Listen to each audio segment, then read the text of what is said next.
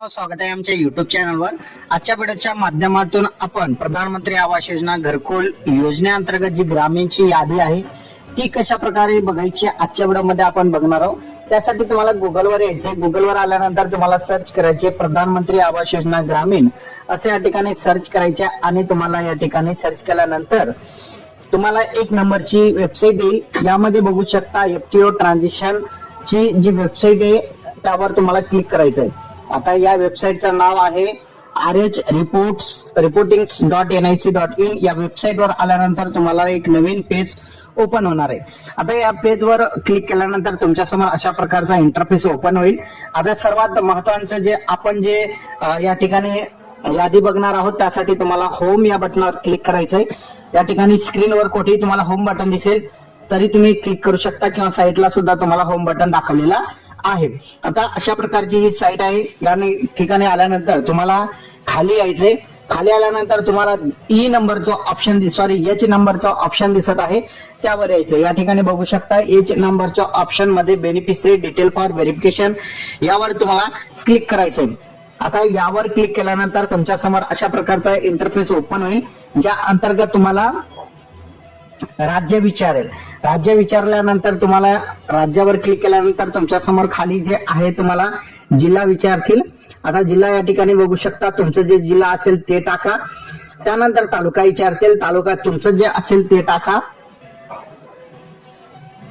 आता तालुका विचारल्यानंतर तुम्हाला तुमचं गाव निवडायचं। आता तुमचं जे गाव असेल तो निवडून घ्या आणि खाली तुम्हाला जे आहे तुम्हाला वर्ष टाकायचं आहे। कोणत्या वर्षाची तुम्हाला यादी पाहिजे।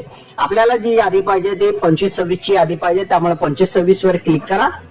आता 26 वर क्लिक केल्यानंतर तुमच्या समोर अशा प्रकारची यादी येईल। आपल्याला जी यादी बघायची ती आहे प्रधानमंत्री आवास योजना ग्रामीणची आणि त्यावर तुम्हाला क्लिक करायचंय। आता यावर क्लिक केल्यानंतर तुमच्या समोर खाली जे आहे तुम्हाला जे कॅप्चा दिसत आहे त्यावर तुम्हाला क्लिक करायचं। असं कॅप्चावर क्लिक केल्यानंतर तुम्हाला या ठिकाणी जे आहे सबमिट या बटनावर क्लिक करायचं आहे। आता सबमिट या बटनावर क्लिक केल्यानंतर तुमच्या समोर एक नवीन पेज जे आहे ओपन होणार आहे ते तुमच्या गावाची यादी असेल।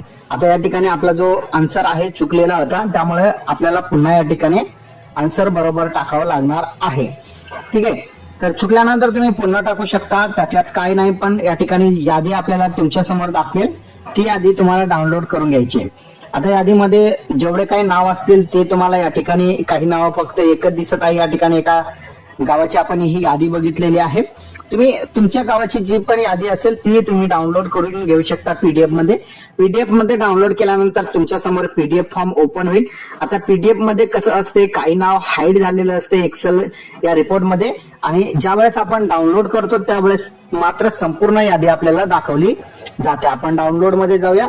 डाउनलोड मध्ये गेल्यानंतर जे आहे खाली यायचंय डाउनलोडचं ऑप्शन आणि यामध्ये आल्यानंतर प्रधानमंत्री आवास योजना ग्रामीणची ही यादी आहे आणि त्याचा पीडीएफ आहे।